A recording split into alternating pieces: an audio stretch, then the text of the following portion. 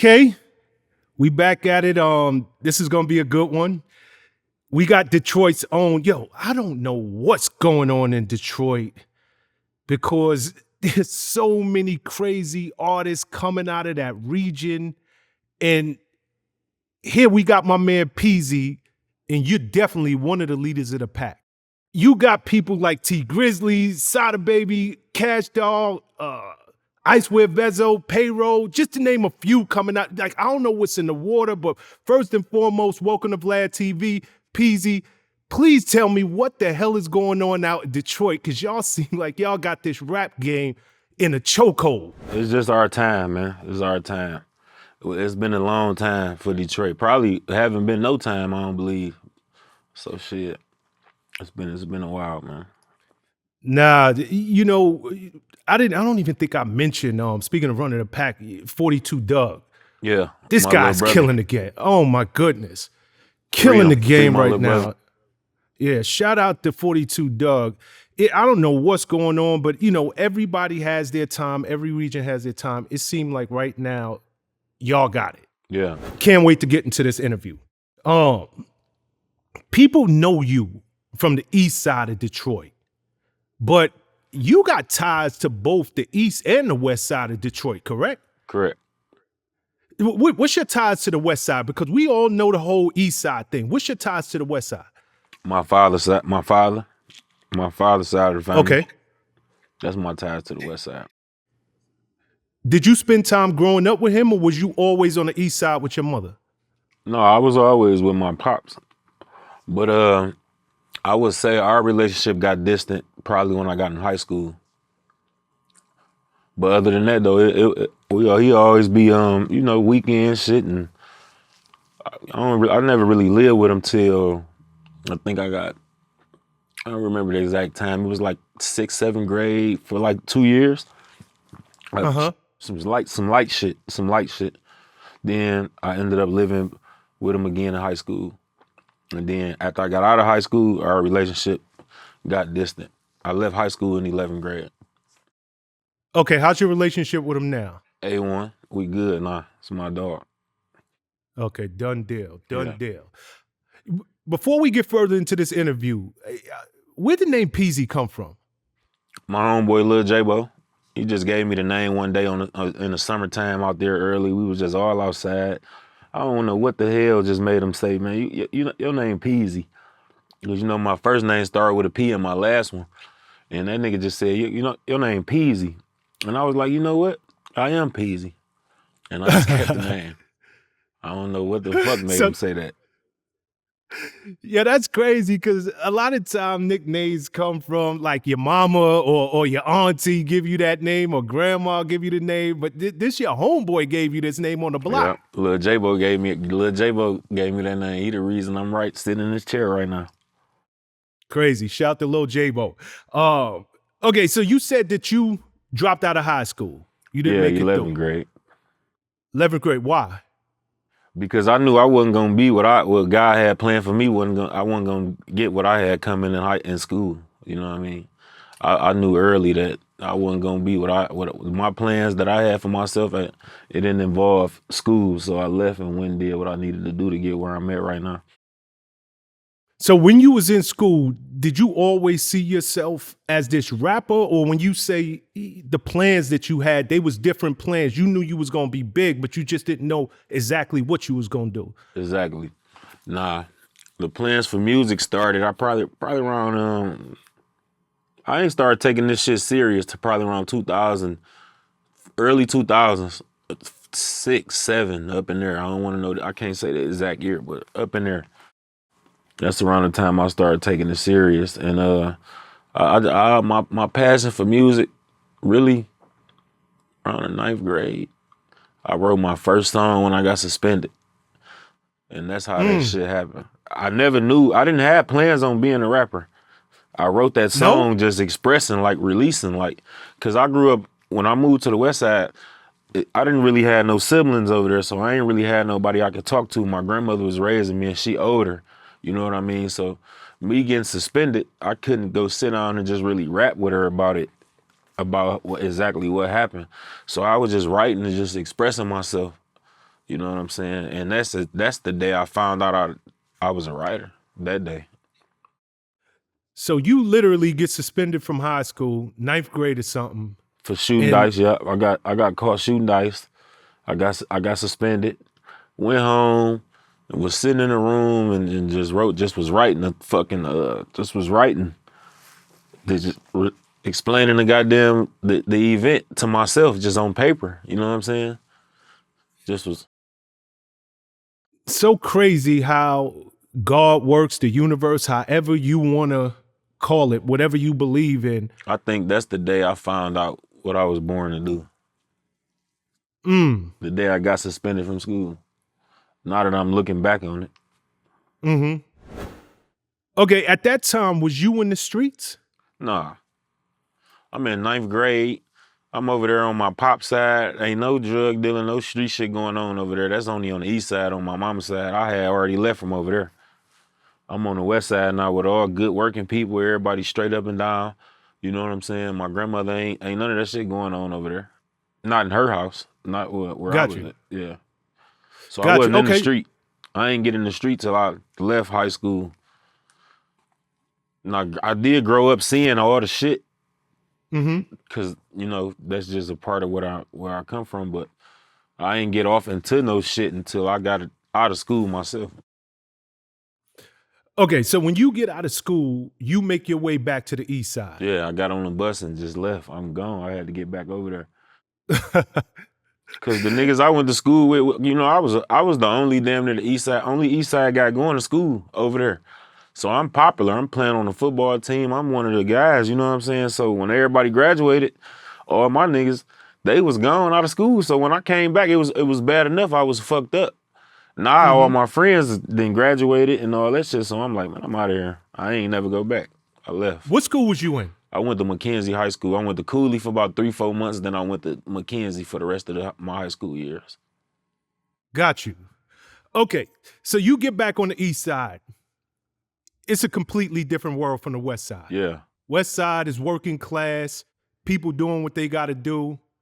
East side, it's a whole other world. So you exposed to two different worlds coming up. You got your already on one side. I'm sorry, I didn't mean to cut you off, bro. Go ahead. No, go ahead. I had already seen it though before I came back. I knew what was going on already before I even left. You got to think, I grew up in that shit all the way into the 8th grade. Then had to go over there. You feel me? Absolutely. After 3 years, I come right back.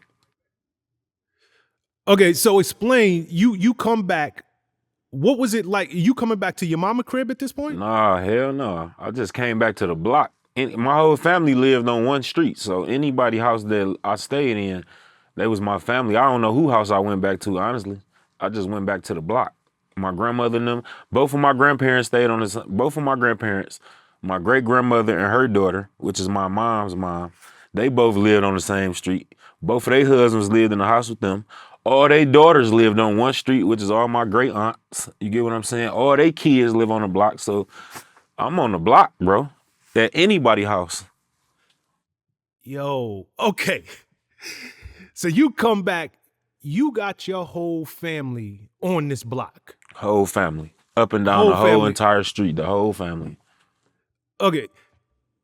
I'm assuming you got people who's in the streets, both selling and using. Of course.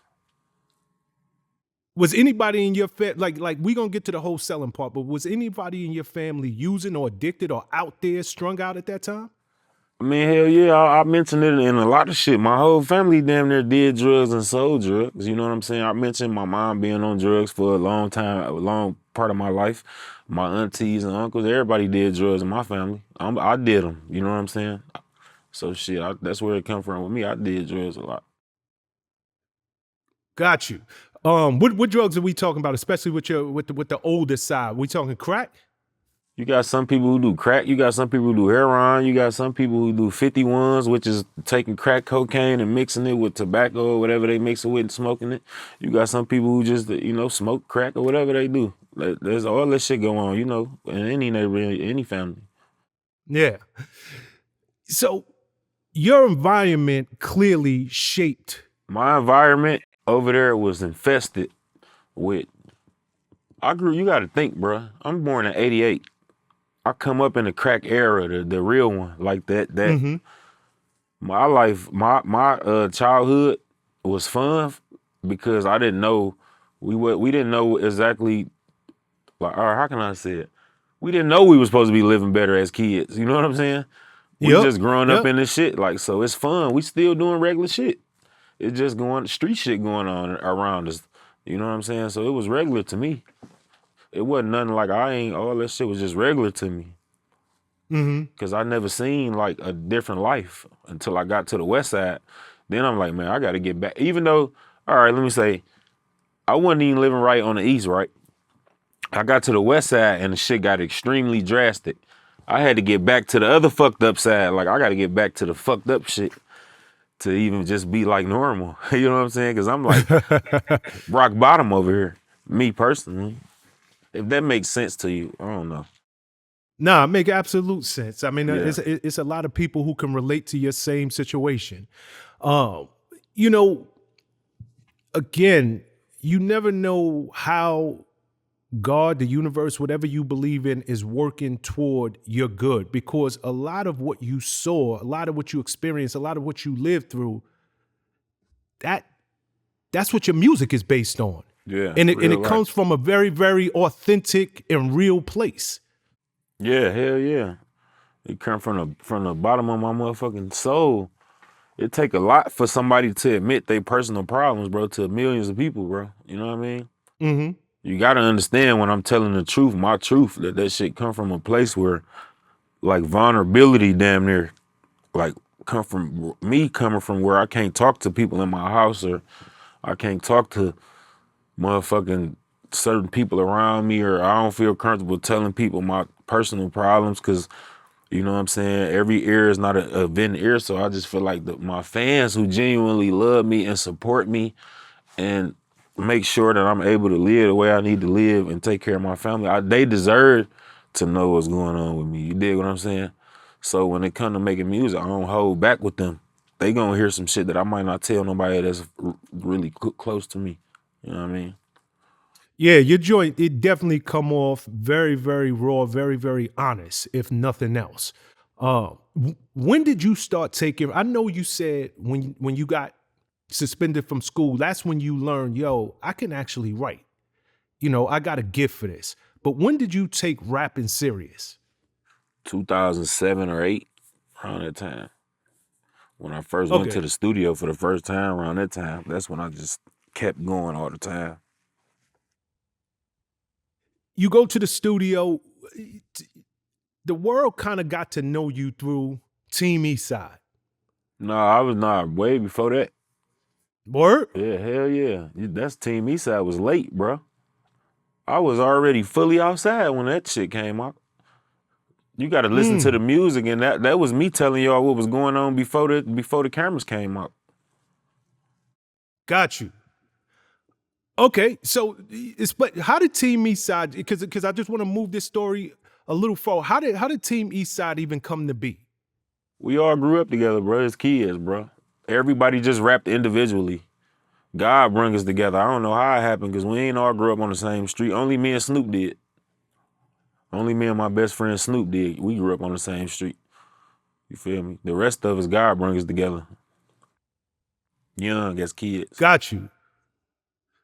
So was it instant chemistry between y'all? And did y'all really even set out like, yo, you know what? We all doing our thing individually. We friends and all. Like, let's come together and make this group. Yeah. It just was natural because we all make music together, it was just natural. Twitter kind of made us Team Eastside. Twitter actually put us Team Eastside. We didn't have a name, we just all made music together. Twitter gave us that name. Pound Team Eastside. So literally, y'all put the record out and Twitter, everybody just hitting pound Eastside?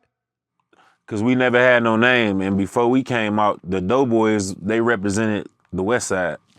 So when these Eastside guys come out with no name, everybody like, man, them the Eastside boys, you know what I'm saying? Them boys from the Eastside. But early on in Twitter around that time, it was team this, team that, like team. It was some team shit going viral around that Yep. time, and they just named us Pound Team Eastside, and we just took that shit and ran with it, man. Y'all started to blow locally. You doing your thing. How was y'all even getting your music out at the time? Because at that time, there's no Spotify. There's no, if there is a iTunes or any of these streaming services, it's early. So was y'all literally getting your music out in the trunk of your car? Man, I was giving that shit to. All right, we had this spot called Press Play. It was like an independent mom and pops type vibe. They got everybody music, you know what I'm saying, who they distribute their music through the city. So I would go up to him and give it to him for free and just say, put this shit out. You know what I'm saying? We don't want no money. Take the music and you sell it and you give it out. And that's what he did. And along with that and fucking with the strip club DJs, Ill Will, and that's really how it happened. It was the dancers and the goddamn Press Play. We just gave the music out. We gave it away. And then you got to think too. We come in rapping some shit nobody never heard of before. You never heard. Well, you heard it before, but you never heard it in the city where so many young niggas rapping about the same thing. And there's opioids and there's lean and there's going out of town shit. It was like a breath of fresh air, and it took off like wildfire. What made y'all focus on that specifically? That's what we was doing. That's just what we was doing. Like I say, reality. Detroit, one of them times where you just can't lie in your music. It's not that we don't want to lie. It's just that we don't know how. You know what I'm saying? Everybody here is just gonna tell you exactly what it is. So when we started rapping, we just was telling you shit we just did yesterday or the week before, or shit we finna do tomorrow, or shit that's, you know what I mean, everybody else got going on, shit like that. We was kids. We didn't really know no better. So people just respected, like, yo, they talking about. They talking the shit we all doing, man. We rapping about getting some money. You know what I'm saying? We ain't talking about killing no motherfuckers. Everybody back then was getting some money. Young niggas was going out of town getting money. And that's what we was doing. So that's what we was rapping about. And everybody wanted to hear about that. Then you rapping about this syrup shit. We making lean popular. And these pills and these Xanax and all this crazy shit. And it just came appealing to motherfuckers to be high and be, you know what I mean? Yeah, y'all was right on the front lines of that, especially in that Midwest area. Yeah. For sure. I'm thinking, because this is all happening around what? 2010, 2011? All up in there. That whole time frame is when it was going up. Then I dropped my first project in 2013. So all up in between 2010, 11, 12, all up in there, boom. Then, you know what I mean? Yeah, because around that time, you had people, and shout to Big Sean. Big Sean dropped around 2011. He talking about something completely different. Danny Brown, he came into his own with the Triple X project. It was a lot going on, but y'all really came at this thing completely different. Because we came in it with no structure, fearless, like with no plan of how to do nothing. Just raw talent, you know what I'm saying? With nobody to ever tell us, well, this how y'all need to set the song up. We all taught ourselves that shit. We didn't even have our music mixed when we was putting it out. If you listen to so y'all doing it, going straight from the studio. Dane was recording it. Dane made all the beats, recorded all of us, and he mixed that shit, and Dane put all that shit out. Me and Soda used to take the CDs and get them pressed up and drop them off at Press Play and all that shit. Soda would book some of the shows. I booked some of the shows. But Dame did majority of all the work. You know what I'm saying? He was the Dr. Dre of the shit. Got you. Okay, so at the time that the Eastside is doing their thing, Doughboy Cashout, they catching wreck on the other side of town. They was already big. They was the niggas already. We come up trying to get big as they was, you know what I'm saying? Just trying to put on for the East, how they putting on for the West. It seems like it was never nothing concrete that I could think of that really kept y'all from working together, them being your niggas, outside of the fact that they was on one side of town and y'all was on the other. Yeah, that's all. Was there anything that we don't know? No, it was just we was just kids from two different sides. The city made it a problem. We never had personal problem. Crazy. Okay, so you doing your thing as a group, and finally y'all disband. Why did the group? I mean, y'all are definitely moving at this point. Was there a reason that Eastside broke up? Nah, I put out the solo tape. Cause before I put out a solo tape, I never made a song by myself before. I had never made a hook. The only thing I did was just made a verse on the song with all my niggas. So the streets kind of was like forcing me to make the solo project because I was the most real life rapper in the crew. I was the one who was getting shot and going to jail and doing street shit. We all was doing street shit, but I was living a crazy life at a young age. You feel what I'm saying? So that's what it was. Like they forced me to make a solo tape. You know what I'm saying? And once I did that, I didn't damn near have enough time to go back and even do the solo shit no more. I mean the group shit, excuse me. Once I did that, everybody made their own solo tape and everybody took off individually. So the actual group members was like, yo, you really doing it out here. You need to get ahead and make this solo tape yourself. No. The fans made me do that. I don't really think the group wanted me to make no solo tape at the time. I don't remember. I think it was like kind of up in the air, like damn, P making a solo tape at the time. I don't remember. You know what I'm saying? But the fans made me make a solo tape though. It was the fans. Yeah, because I'm like, yo, y'all killing it as a group. Ain't no way at that point, you know, the group want to break up. Like, No, especially, I wouldn't say that they was like mad about me doing a solo tape. It was just we all rap together. You know what I'm saying? So it's like, damn, bro, we don't know how to rap alone. You know what I'm saying? We all rap together for years. So it's like, damn, P, you just gonna make a solo tape. You know what I mean? And then I did it, then Ray did Dame, and then we all made solo shit. Dame was already the Dr. Dre. Dame was already making shit. You know what I mean? So once he went on and did this shit, everybody did their own shit. Soda didn't even rap no more. Snoop stopped rapping. Snoop started rapping, yeah. He made a little tape, but Soda started rapping after that shit. Yeah, R.I.P. Snoop. Yeah. Okay, so 2014, you put out your solo joint, Mud Music. I think it was 2013. It's 2013? End of 2013, going into 2014, I want to say. Okay, how did that change your life? Drastically. It put me in this spotlight, like overnight legend in the city. You know what I'm saying? It just put me in a fucking spot that just had me like in an overnight chair up here. You know what I'm saying? That music, that tape, right now they say is probably one of the it can stand with any tape that came out in the city, and it's right up there with them. Mud Music, one of my first album. Okay, so that Mud Music, did it put you, because you clearly down with the East Side, y'all killing, you doing your thing in Michigan. When Mud Music dropped, are you now starting to get on the road? Are you now starting to go beyond the borders of Detroit and Michigan? Yeah.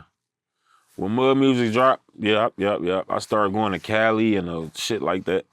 Team Eastside was already going to Milwaukee, but I started getting booked other places when I dropped my solo tape.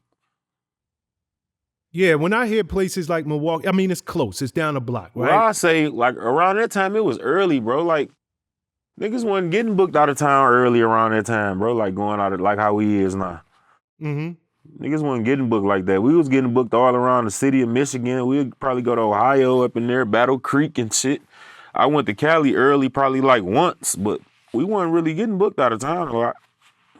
I got booked in Tallahassee, Florida one time for a college icebreaker or some shit when I was like, me and Soda went down there. I wasn't on shit then.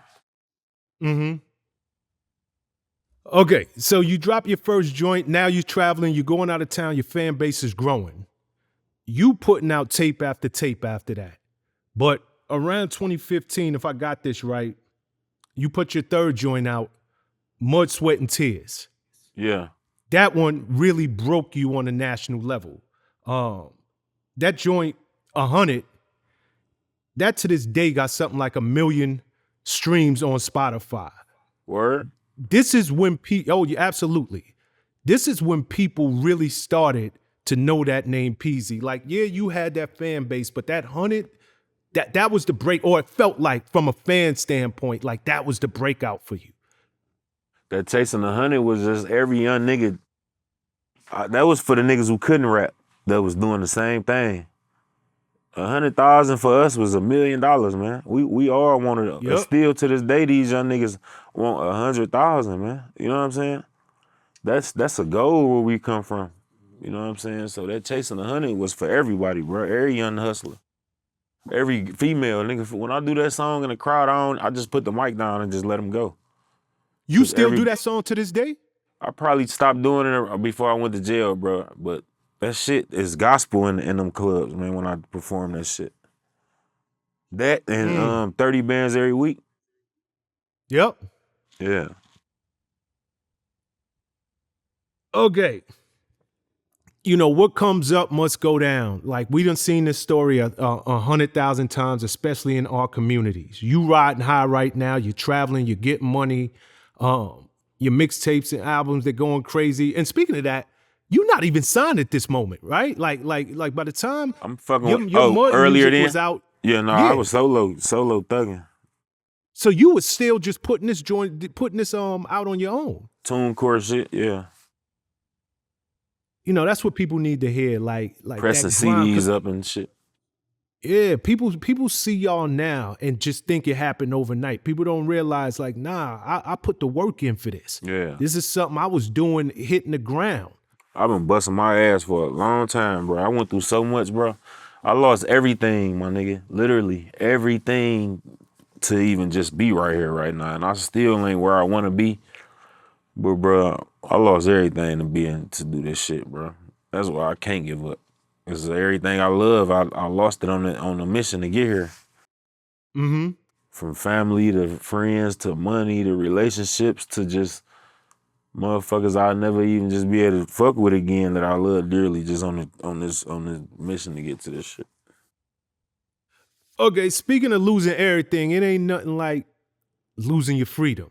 You know, one of the worst things in the world you losing can everything lose. for this shit. Yeah.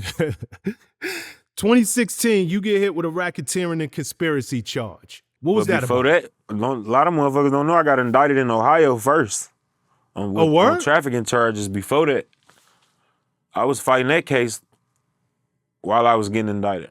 I was fighting that indictment and then got indicted again. So I was going through two of them motherfuckers at the same time. I beat one and then went to jail on the other one. Okay. Didn't know that. Yeah. This racketeering and conspiracy charge, you know, people get hit with these charges, and when you hear racketeering, that could be anything. Yeah. Like in your case, they was using music videos against you. It was all kind of stuff coming out the woodwork. Did you know when you got picked up on that charge, even what it was about?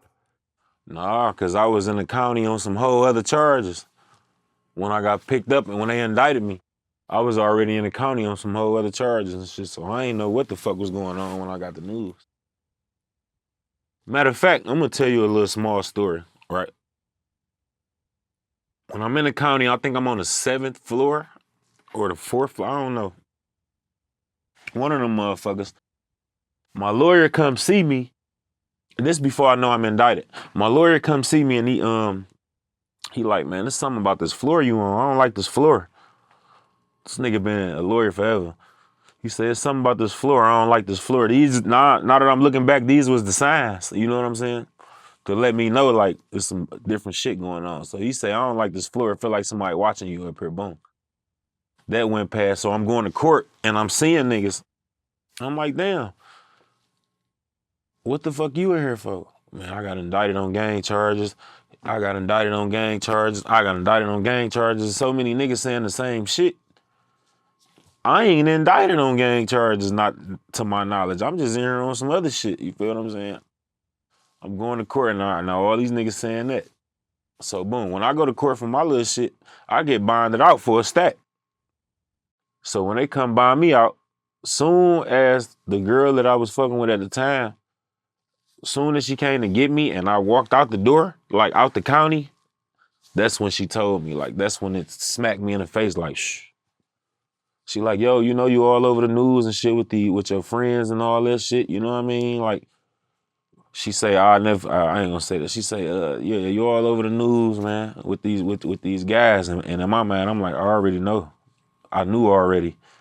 I ain't no nigga that just living like, you know what I'm saying? I knew when she said that we was on the news. It was only one thing we could be on the news for.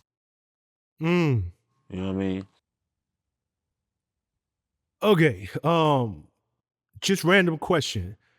You said your lawyer, he came and he was like, I don't like this floor. Yeah. Did you have a public defender or did you have a paid No, lawyer? I had a paid attorney.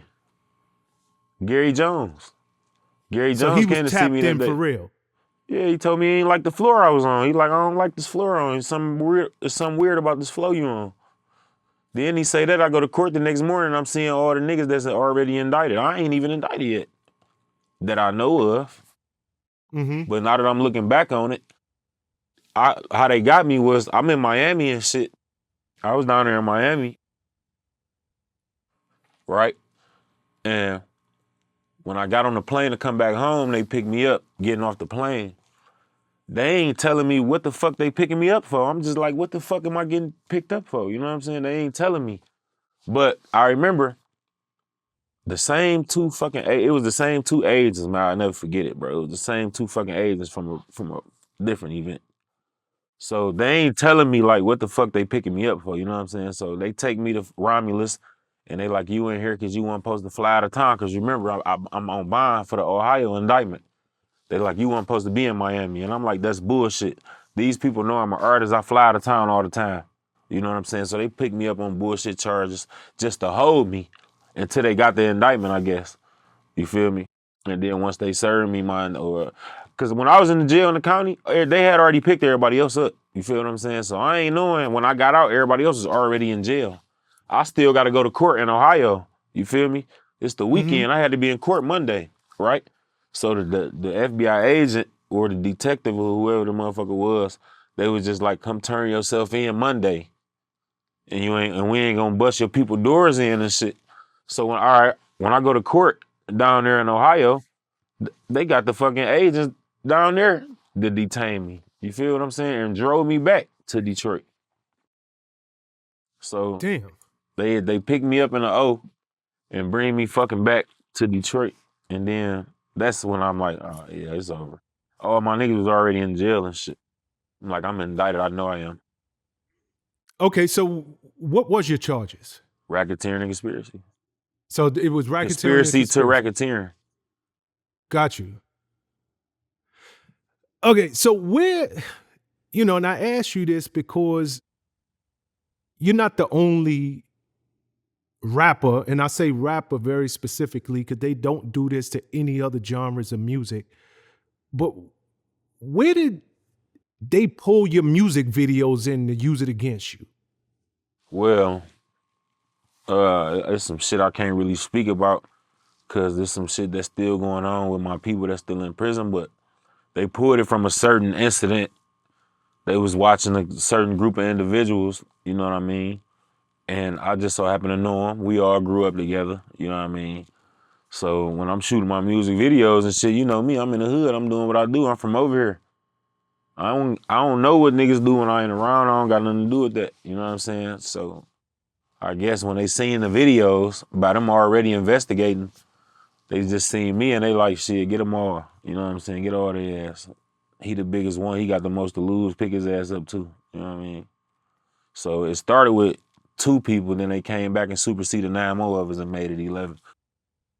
So it was 11 of y'all. Yeah. Damn.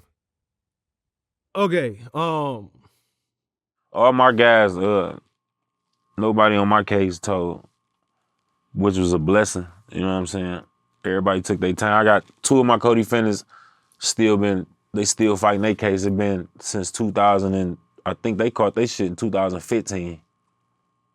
And then we got indicted to 2016 and it's finna be 23. So they've been fighting their case since then. They've been fighting their case for 7 years? Yeah, and I still out. We done went. Couple niggas done went and got out. Couple niggas got and went back. You know what I'm saying? Couple niggas, them niggas they ain't even got their time yet because they was charged with the death penalty. So they had to fight. They got that off of them. So now they fighting the life and shit. You know? Okay, at the time, how much time was you looking at? I ain't had no criminal record. When I first got the charges, I'm thinking like it's over with. In my mind, I was preparing to go do 5-6 years. Mm-hmm. You feel what I'm saying? That's what I was preparing myself for. I'm like, I know I'm finna get at least a nickel. So I'm preparing myself to go do a nickel. You know what I'm saying? Mm-hmm. But going through the motion and talking to lawyers and shit, and they like, you know, they gotta go by your guidelines and it's a point system and all that shit. And I had never been in no trouble before. You know what I'm saying? I think I only had 8 points. I had camp points when I went. I wasn't even supposed to be in the low. I supposed to went straight to the camp, but they fucked me around on that. But I ain't had no record, so I only had to do my charges. My time went from 0 to 20, from 0 to 20 years. You know what I'm saying? So the judge can give you probation anywhere from 0 time to up into 20 years or whatever. You know what I'm saying? So he gave me the low end, which was 21 months, 18 months, 18 through 21 months. You know, I asked you that because you said nobody told. Yeah. And usually when you get picked up, especially in a case that's a racketeering or conspiracy case, and it's so many people, at least one person fold. Nobody told, in my case, not one of us. Not nobody. Wow. Not one. Some niggas one of my niggas got 30 to 60 plus 15. He ain't break. My young nigga got 15. He in the USP in Cali. He ain't break. My other niggas all in USPs and mediums. Nobody broke. I got me and my other little homie twin. He just went back. He ain't break. My other little homie, my co-defendant came. He came home, went back. I think he did a nickel. His daddy told on him. He got picked up in Alabama while he was fighting his charges down there. His daddy telling him, then they indict him on our case. His daddy telling him in Alabama, he fighting that case, then he get indicted on our charges. You feel what I'm saying? So he go do the 5 on that, and I think they kind of ran it concurrent with the federal time. Then he get out in 11 days, went and caught a whole new case. He went back, he ain't breaking. You know what I'm saying? My cousin, Mikey Made, on his way home in February, he just did down there 6.5 years, 7 years. He ain't tell. You know what I'm saying? So, and then my other homeboy just came home. He did I think he did 7 or almost 6.5, 7 on it. And then you got my other 2 co-defendants. They fighting the life right now. They was fighting the death penalty. They got the death penalty off. Now they fighting the life right now. So, you know what I'm saying? It's a lot of pressure, but it was what it was. Yeah, some real stand-up individuals there, man. You don't see that too often. Yeah. But you know, we all, like I say, we people. all grew up together, bro, as family. You know what I'm saying? Like, not all brothers, but this not no gang shit. Like, when you love somebody, you loyal to them. Like, well, I can't say love and loyalty because they don't run hand in hand. We all really love each other, bro, and that's what made us loyal to each other. All of us, we all literally grew up together. We taught each other how to fight. We taught each other how to. These niggas is the ones who supported me, my raps and all this shit. You know what I'm saying? These guys is the niggas who I grew up with. These is my group of friends. Like, you might see me with some rappers now or whatnot. Like, not like my brothers Icewear or none of them, but like different rappers. My real friends that I grew up with, who I got my roots with, is in prison. A lot of them dead. You know what I'm saying? Yeah. It's sad because that's the way the story ends for so many people who come out of these environments, man. Yeah. You know, some make it out, but so many end up in 2 places, either locked up or 6 feet under, man. All right. You going through that case, and at this point, I'm assuming this is when you have that, because at this point, you got 1 foot in the streets, 1 foot in the rap game. Yeah. Is this where your life just changed? Is this where the light bulb went off for you and you like, yo, you know what? I got to give everything to trying to make it out these streets? As soon as I caught the case, I quit hustling completely. I cut everything. Then, like, this is another thing, too. When I caught the case, I didn't want to go around niggas. I ain't want to go around niggas making them hot. I was telling niggas like, bro, I'm straight. Like, I tried to buy something from a nigga one time and the nigga ain't fuck with me. I'm like, you know what? You right. I can't be mad at you, bro. You feel what I'm saying? I respect that.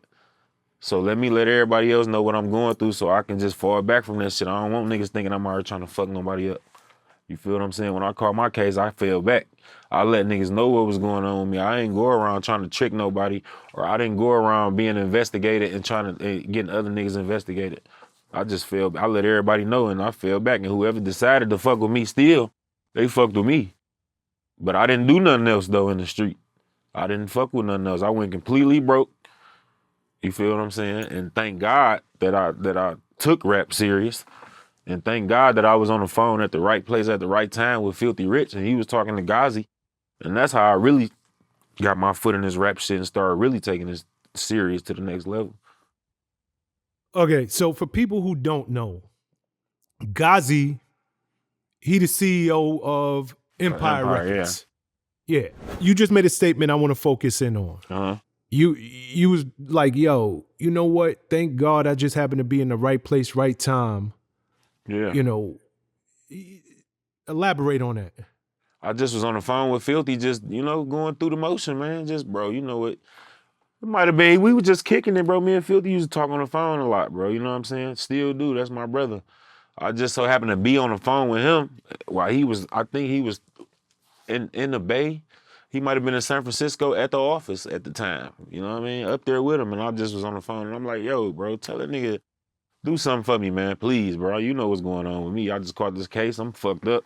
And Ghazi was just like, all right, you know what I'm saying? And it was like, he shot me some paperwork. I shot out there, met with him, and we did the deal, bro. It was just that simple. Like, Filthy told Ghazi to fuck with me. Ghazi took a chance and fucked with me just off what Filthy said. You know what I'm saying? So it wasn't even like you was on Ghazi's radar or you wasn't on the radar. I wasn't even looking. Nah, I wasn't trying to be like no fucking, I wasn't trying to be who I am right now. You know what I'm saying? I just caught a federal case. I'm just trying to set it up to where I know I can make some money while I'm in jail. I never had plans on being the biggest, like, you know what I'm saying? I didn't think I knew, but I didn't think that it was finna be what it is right now. I didn't think that shit at that time, bro. I was going through too much, bro. I was going through too much, bro.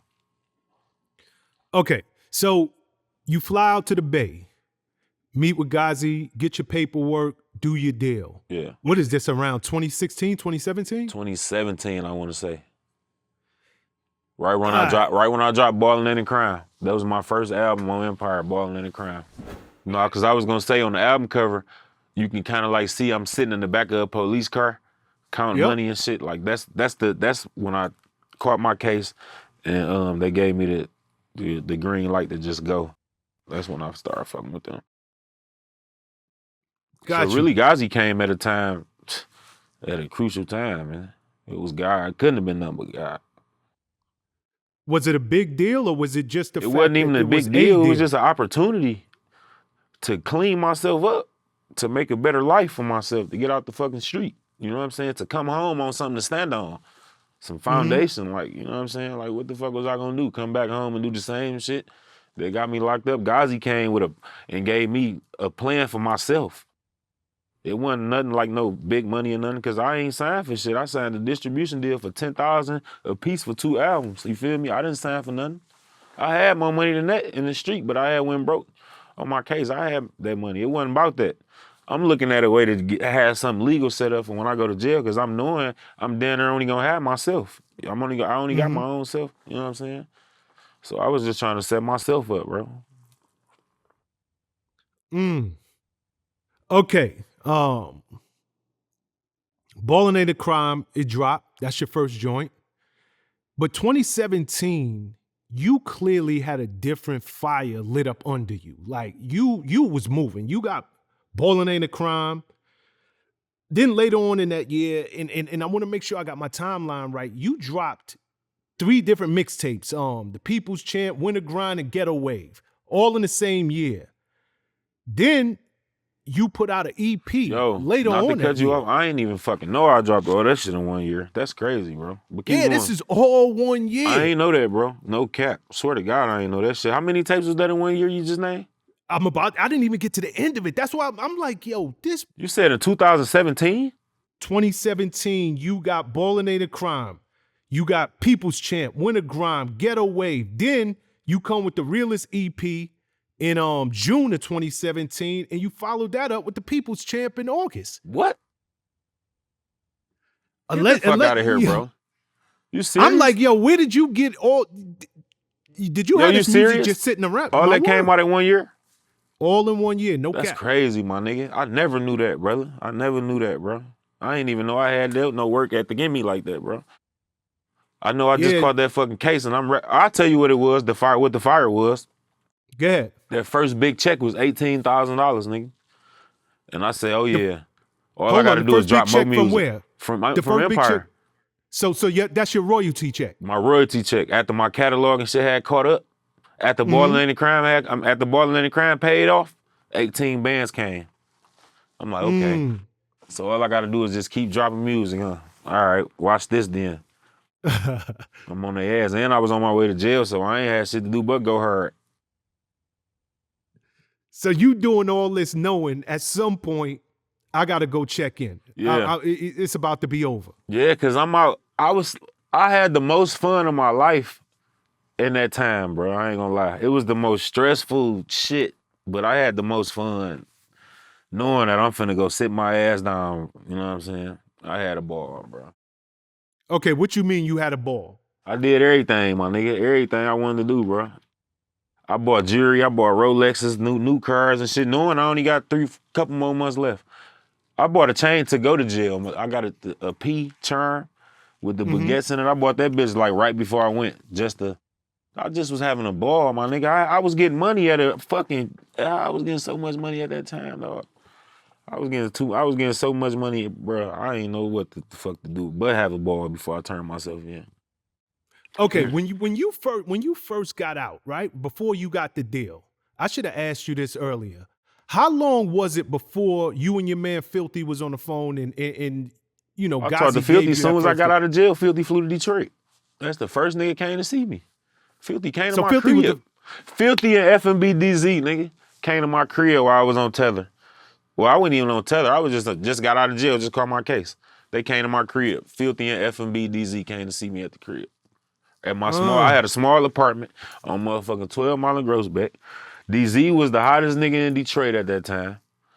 And him and Filthy came to see me at my crib, man. Them niggas sat with me. Them was the first niggas that came to see me when I got out of jail.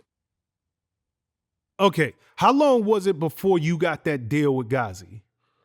I got the deal with Ghazi. I don't know what the fuck. When did I get that deal with Ghazi? Because it seemed like you was maybe home for 2 months, 3 months. When did Balling and Crime come out? I got it right before that. 2017. That's when I got the deal, right after I got the case. So it had to be in the beginning of 2017, some shit up in there. It had to be. Damn. So this all, and I asked you this because self-admittedly, you're like, yo, I was broke. I was twisted. I ain't had no money. So you went from I had money before I caught the case, right? When I'm in Miami, I'm down that bitch in Rolls Royces and suites. I'm having threesomes with the finest bitches in the world. I'm balling at the time. When I caught the case, while I'm in jail, I had a girl that was out there. Now I'm paying for lawyers and doing all this different shit. This before I even know I'm indicted. I'm paying for lawyers for the case that I just caught that they picked me up for, that I'm thinking. I'm still paying for my lawyer in Ohio for the other indictment. Yep. I'm still living. She's still needing shit. You know what I'm saying? The kids. So the little money that I had saved was gone when I got out of jail, bro. That shit was gone. I think I had $700, nigga, when I got out of jail, and I gave it to her for her kids' Christmas. She had 2 kids. They weren't my kids. They weren't my kids. You know what I'm saying? I took care of them like they was mine. But I had my last $700. I gave to her to go Christmas shopping. Like, shit, take this shit. I'll figure it out. You know what I mean?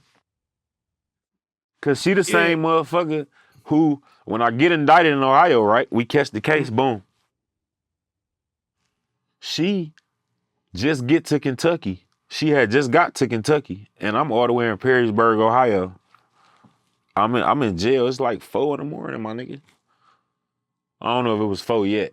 It could have been like 2, 12 and that. I don't know, whatever it was. So I called her, boom. I called her like, yo, I'm locked up in Ohio, bro. You know what I'm saying? They took my money. You know what I'm saying? She just got from driving from Detroit to Kentucky. That's a 6-hour drive. And to get back from there, that was like a 9-hour drive, bro. You feel what I'm saying? To just not even go in the house, to just turn around and come. And she came and bailed me out with her own money. It was like 5 G's to get me out. I think she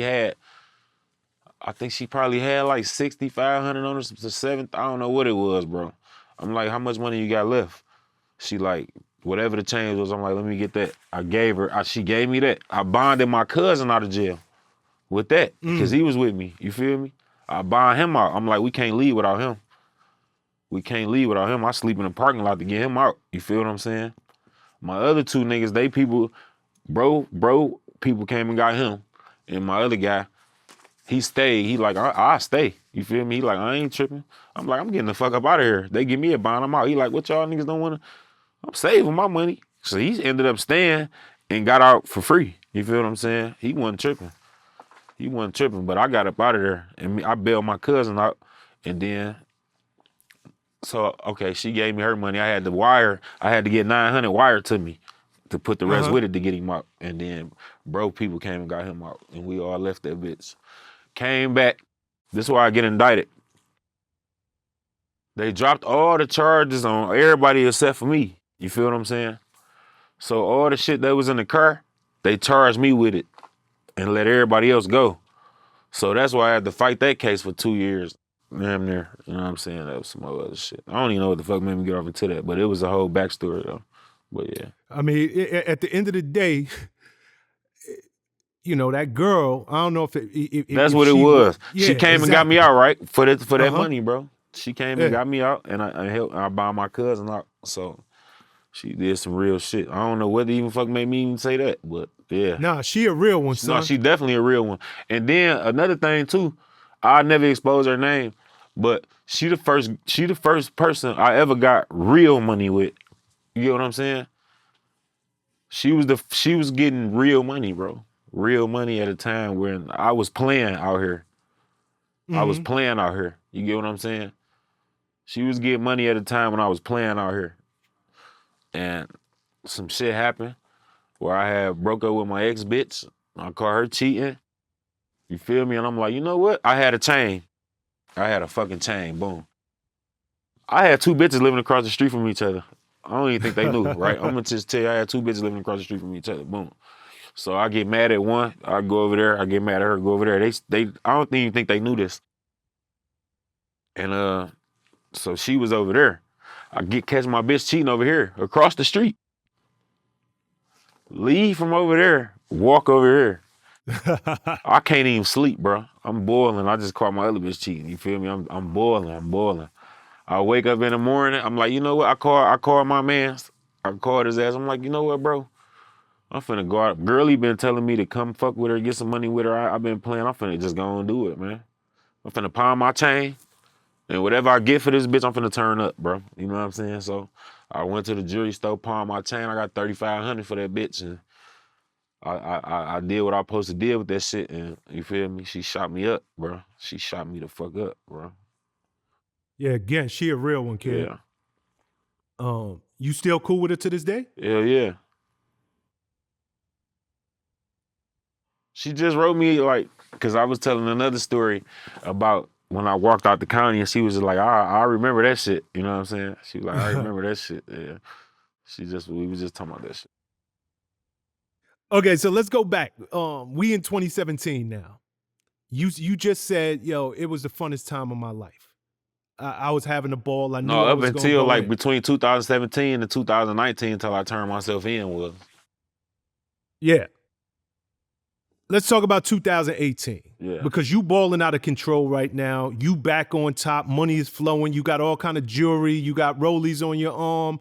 The whole 9. Then I get shot in February 2018. Exactly. You Yeah. know exactly where I'm going with this. I was just in the wrong place at the wrong time, man, I believe, bro. You know what I'm saying?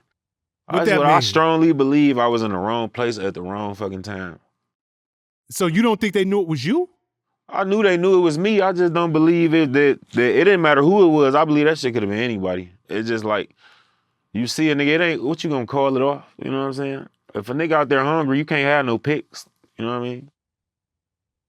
Okay, so you in Milwaukee at the time, right? Nah, I just get back from Milwaukee. I was in Milwaukee for the fucking weekend. I went out there, came back, went to the club here, and then on my way home, I was dropping somebody off at their crib, stopped at the gas station, and that's when the shit happened. So this is a straight up robbery. Yeah, but they ain't get shit though. But yeah, No? nah, I didn't Okay, have what shit. I probably had like 5,300 on me. to somebody who ain't eating, 5,300 is a meal.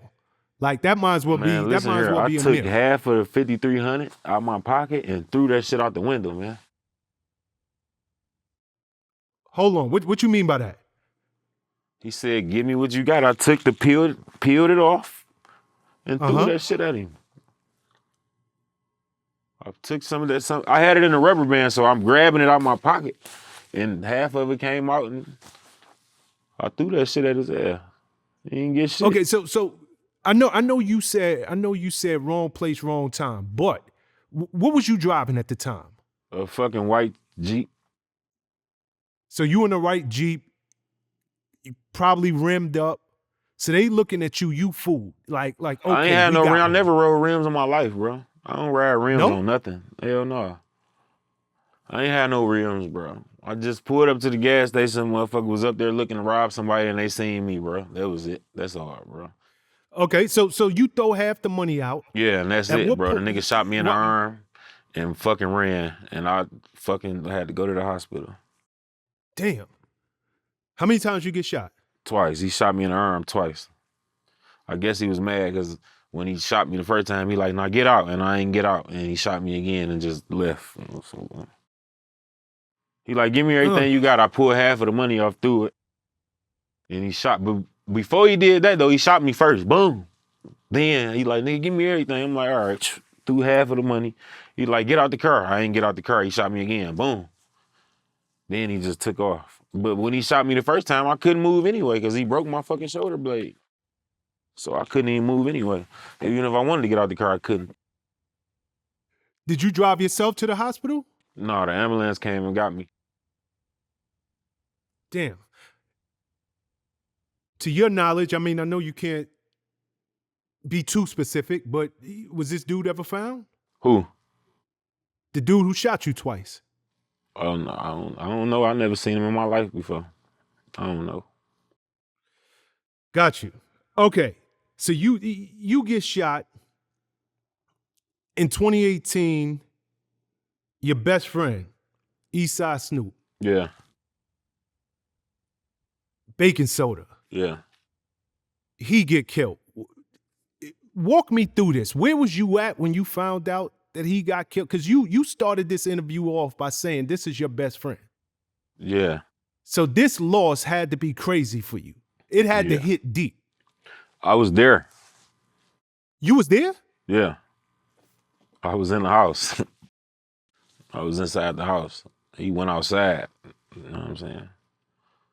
We had a studio on the inside. I never even knew he was coming. You know what I'm saying? He ain't called me and say he was pulling up. He just pulled up. You know what I mean? We on the block at the house. He just pulled up, bro. You know what I mean? I don't know where you coming from. I'm in the studio, bro.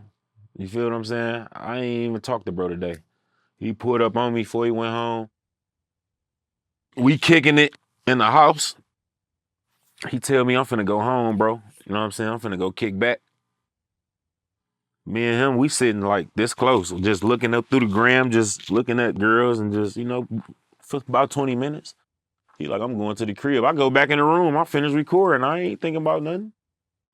He ain't say he was finna leave. He just said, I'm going home tonight. I ain't going out to the club. I'm going home. He never said that I'm leaving. Somebody come let me out, or he never said that. Like, I'm in the back room with headphones on recording music.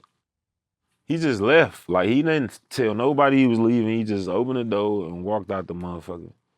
And I don't know where he was coming from. You know what I'm saying? And shit, when he got outside, I heard 4 or 5 shots and shit. But I see the sparks, because where he was at, he parked his car like 2 doors down from the house. And we on the side, you can kind of see the side of the next house over there where his car was at. So I see the sparks from the gun. Only thing I remember is him saying that he was going home. Mm-hmm. You know what I'm saying? So when everybody like, what the fuck? I say, soda. This is what I say to soda. We all run outside. His car's still out there. You know what I'm saying? So I'm calling his name. I'm like, yo, soda. You know what I'm saying? I'm thinking the bitch finna run from the back somewhere like, man, bitch almost got me. Cause, you know, I'm just thinking that he just a nigga that get away from shit. Like, he just a nigga that nigga was a lucky mother. That nigga was different, bro. You know what I'm saying? And he don't go for robbery. Like, you can't rob soda. You damn near gotta kill him for that shit, cause he ain't gonna give it to you. You know what I'm saying? So I'm thinking that he got away, or some niggas done tried some shit and he ran and got away and was gonna come back like, yo, when I'm walking out, calling his name and shit, like, you know what I'm saying? But as I'm walking off the steps, we had high steps on the porch we was coming out. As I'm coming down, going into the street, I see his hazard lights on. And I'm like, what the fuck? So all this shit happening fast. So as I'm moving to the street, now I see his legs hanging out the car now. You feel what I'm saying? I see his fucking legs hanging out the car now. You know what I'm saying, bro? I see his fucking legs hanging out the car. Me and my man walk up on him. He breathing slow and shit with holes in his fucking chest. First thing we notice is the watch. We like the watch. My man yelled the watch. You feel what I'm saying? We see scratches on his wrist and shit. But he had a pocket full of money and shit. I grabbed the money, take the money, give it to his mama. I gave it to his mama the next day. Kind of find out they never robbed him for the watch. They never got the watch. He took the watch off his wrist, moving fast as hell, scratching his own wrist up, trying to get that bitch off because he see a nigga running towards him with a gun, bro. You know what I'm saying? Mm-hmm. Trying to protect his shit. And the nigga just shot him like for nothing. Didn't get for nothing, bro. For just right there, just shot that nigga, bro. And we in the house. You know what I'm saying? I'm in the crib, bro. Like I say, I'm recording music. When I get out there and I see that shit, now, like I say, I'm on federal pretrial at the time too. All this shit going on while I'm going through my thing on my way in. You know what I'm saying? So this scene ain't really good for me to be out here. You know what I'm saying? So imagine this my brother, bro, my real best friend. The nigga who put me in the studio, this him. I'm seeing him. I want to help him, but what the fuck? There ain't much I can do. You know what I'm saying? So I gets in the car and I pull off, bro. I don't want to go to jail. I got this. You know what I'm saying? I don't even know what to think at this point. I'm just driving around in circles, just waiting on the call. Cause my other brother and them, they stayed out there with him. I left before the police came. So I'm just waiting on the car. You know what I'm saying? I'm driving around in circles just trying to think, like, what the fuck just happened?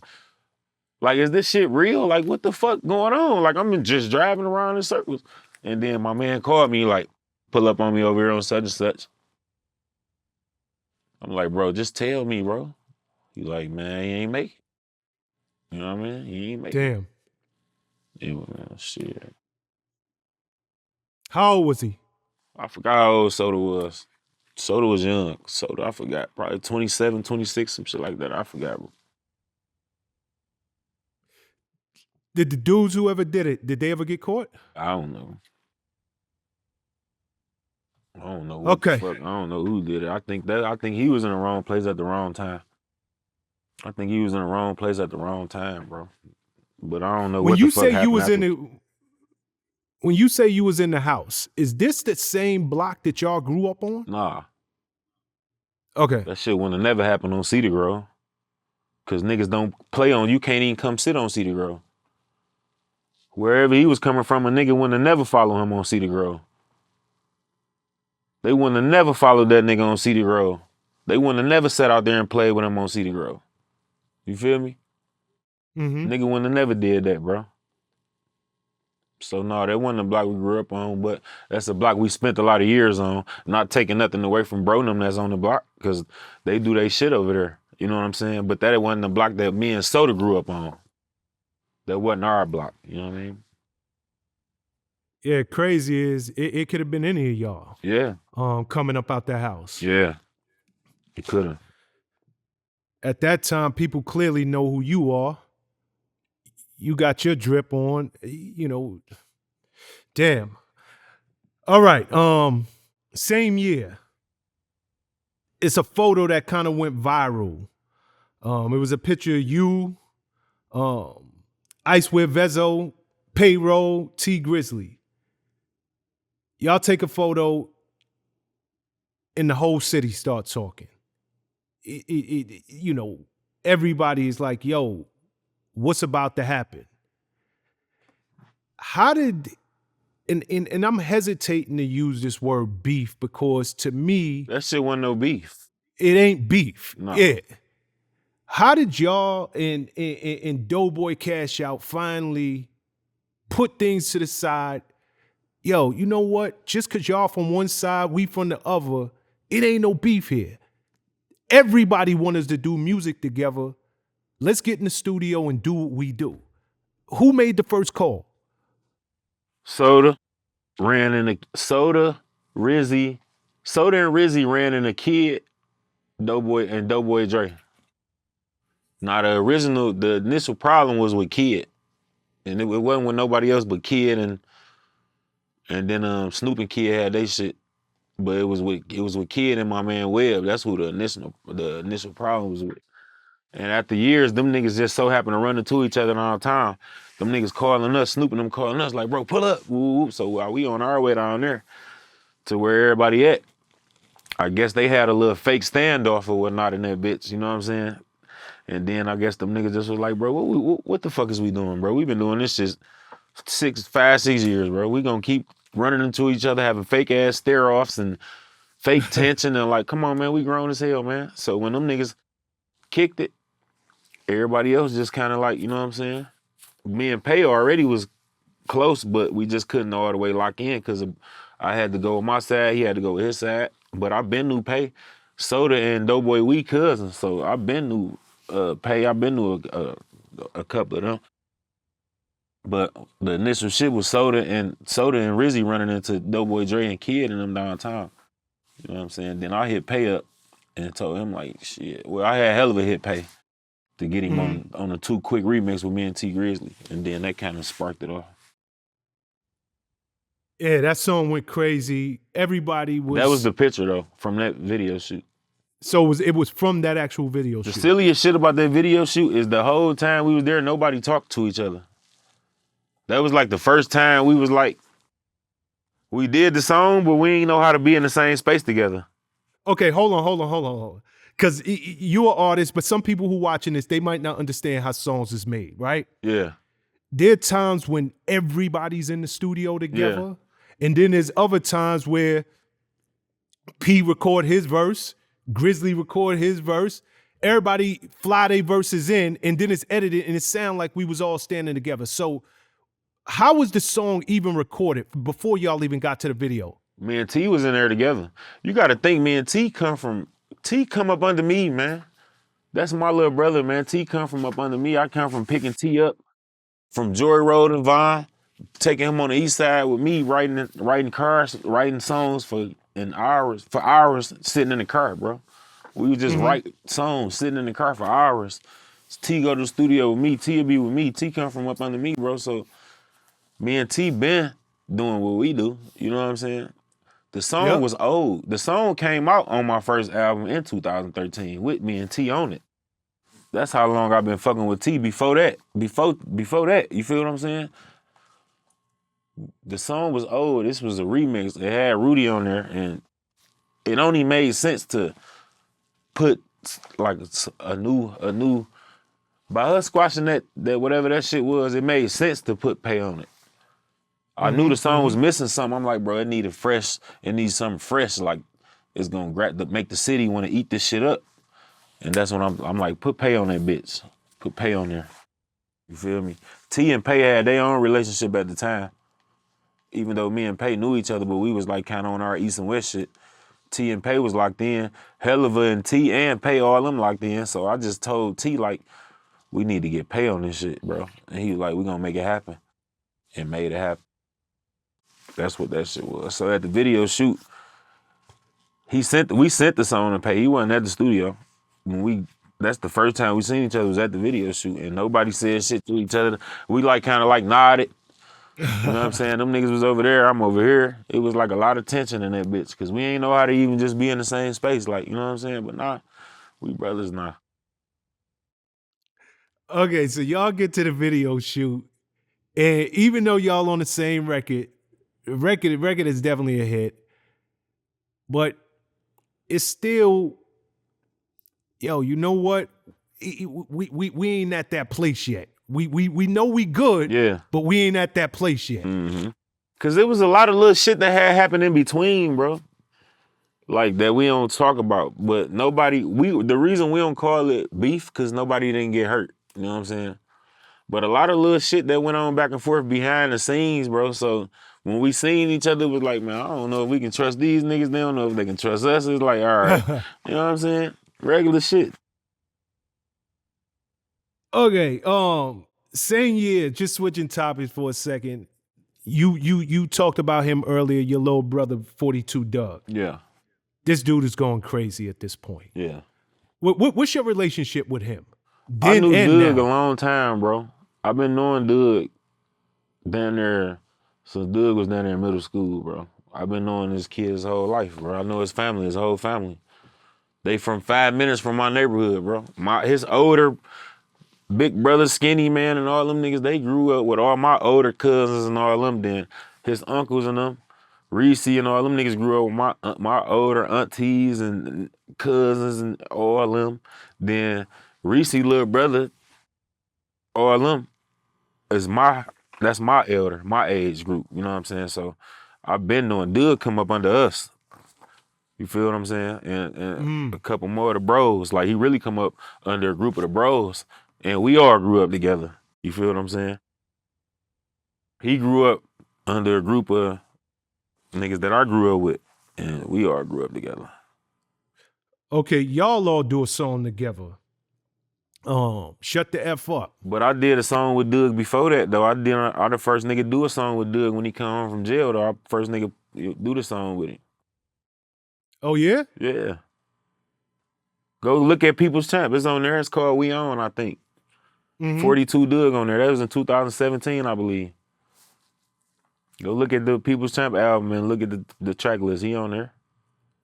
Okay, but he ain't blow at that time, did he? Nah. Like, he just come home. I'm just telling you that I was there. I was there. Yeah, I put him in that bitch, and you know what I'm saying? This was before Shut the Fuck Up. This was before that. Shut the Fuck Up was later on down the line. Dugg was already rapping. And speaking of that, is that the biggest record you ever been on? Because that got something like 15 million views on YouTube, 7 million views on Spotify. Like, that record is a certified monster. That's a certified monster, but it ain't the biggest song I ever been. It's one of them. Don't take that away. It's one of them. But I got big shit too, though. My own shit, though, without, you know what I mean? Okay, you doing all this before you got to turn yourself back in. So another significant thing happened right around this time too. You and Rio connect. Yeah. Rio the young OG. How did y'all connect? My man KD, I'm gonna give you the short version of the story. I know a nigga from Flint that I've been thugging with, and I've been thugging with Louis Ray, which is Rio brother.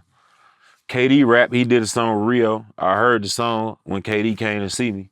I heard the song, and I'm like, who is this guy? He like this Rio, Louis Ray brother. He don't got no Instagram, he don't got shit. We just got to get up with him. So I jumped on Louis Ray, and I'm like, bro, you know what I'm saying? Whenever you get time, bring bro down. I just want to get up with him, link up with him. Long story short, we did that, and me and bro locked in ever since that. When he came down from Flint, me and him locked in that day. What was it about? He didn't have no Instagram, he ain't had no phone or nothing. I had to literally get up with him. I had to stalk Okay, his ass down for a month to find him. that's what I want to lock in on for a second. You're moving at this time. You out I'm already here, blown up. I'm me at this time. you Peezy at this time, Yeah. clearly. This just happened. So you got to think I'm already gone. This just happened. 19. You feel what I'm saying? I'm already So what me. was it about him though? Because I gotta It was believe it was the shit that he wasn't scared to say. You feel what I'm saying? You ain't heard no shit like that before, Eminem. You ain't gonna even sit here and act like you heard some niggas say how much crack they mama smoke and how much shit. Like, you ain't heard no niggas talk about this type of shit before Eminem. Black, young, from the trenches. This shit coming from a place where a nigga don't have nothing. So he finding humor in going through real life shit. You get what I'm saying? This coming from a place where a nigga is dead ass poor. Like I told you, he didn't have a phone. He didn't have Instagram. He didn't have $500 when I met Rio. He making this shit come from the roughest time of his life and making humor out of it, bro. You never heard nothing like it. I just so happen to know talent. Like, that nigga right there is special, man. You know what I mean?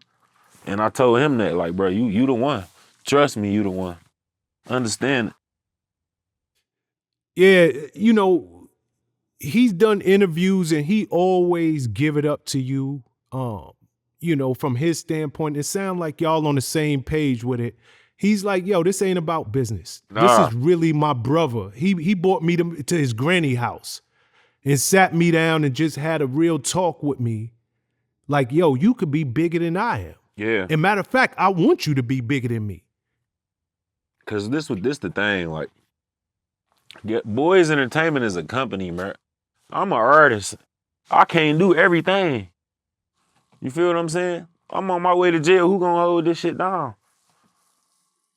I come up studying Rockefeller, Def Jam, Rough Riders, and studying the real blueprint. So I'm knowing I need a team of artists to go to the next level, to even go get the big label deal I need. I need a team of artists.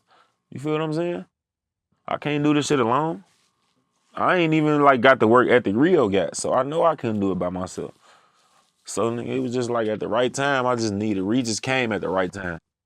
And he needed me and I needed his ass bad. You feel me? And that's what it was.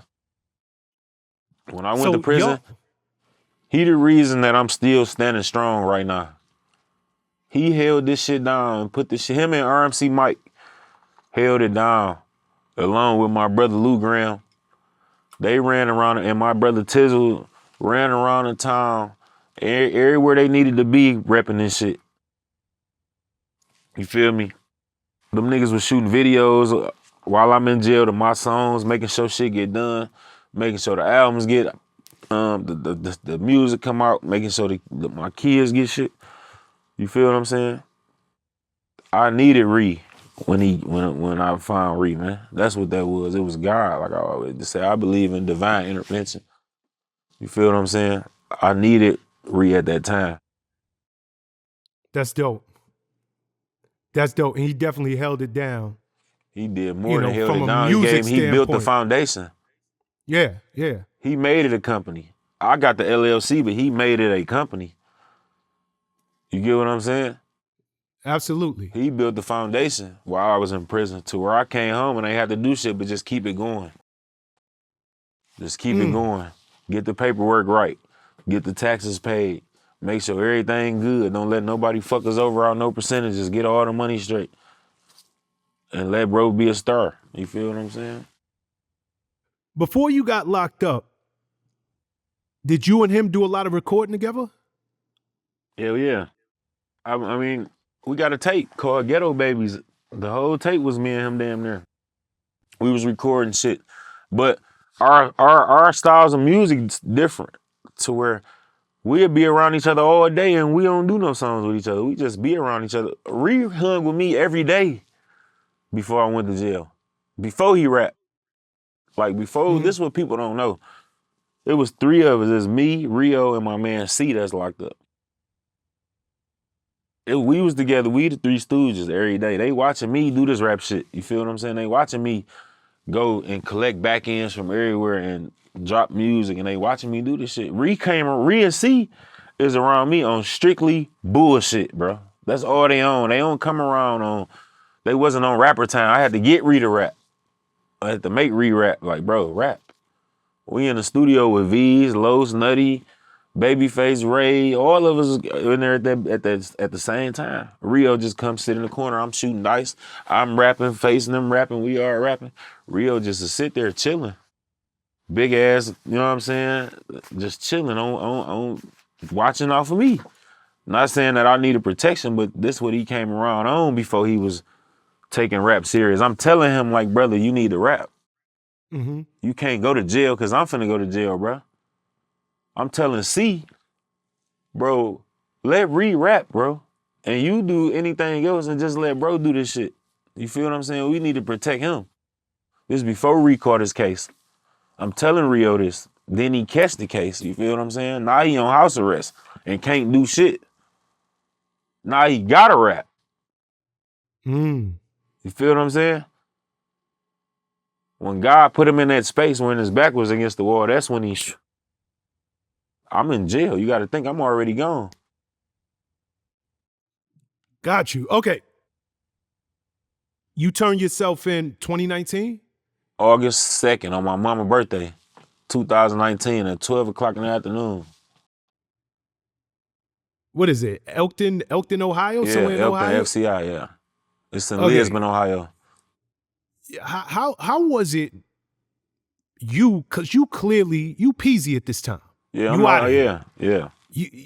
How was it a celebrity, somebody who clearly got money, you turning yourself in, and you just a number now. That's first and foremost. Shit, because when you go behind that wall, you a number. Yeah. But even for the dudes on the inside, how did they treat you? Like anybody, when you first get there, you a celebrity. When you first get there, you a fresh face. It's like, that's the rapper. That's because niggas from the east side of Detroit, niggas knew I was coming. Niggas from Detroit, like niggas, I'm Peezy, bro. So you got to think niggas from all over the world know me. Then we in the feds, bro. Niggas from all over the world in here. So the word out that I'm coming, because my niggas is in there already. They know I'm coming, and they telling niggas I'm coming, and the word spread around the yard like this. Everybody already knew I was coming before I got there.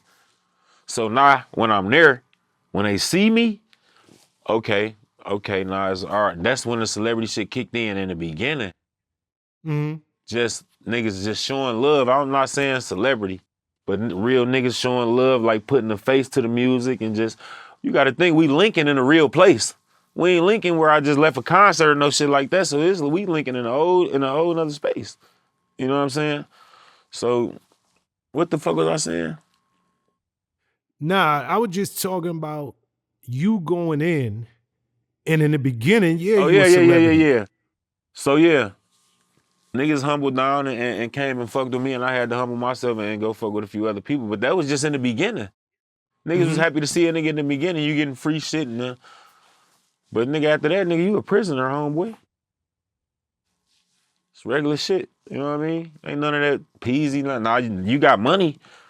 You got money, so you gonna be able to do shit that other people can't do in jail, like smoke weed, talk on the phone and be able to maneuver. But nigga, you still a regular nigga. You just a nigga that can just do some shit that a nigga without money can't. But you still a prisoner, because guess what? At 9 o'clock, 9:30, when the lights go out, guess what you gotta do? You lock Stand up in. for count and lock in like everybody else do. You can't spend more money on commissary than nobody else can. Everybody wearing the same outfit. Everybody using the same barber. You feel what I'm saying, my nigga? So all that celebrity shit, kick it out the window, nigga. That shit ain't about nothing in jail. Okay, you go in 2019. The whole world is flipped upside down right around that time. COVID.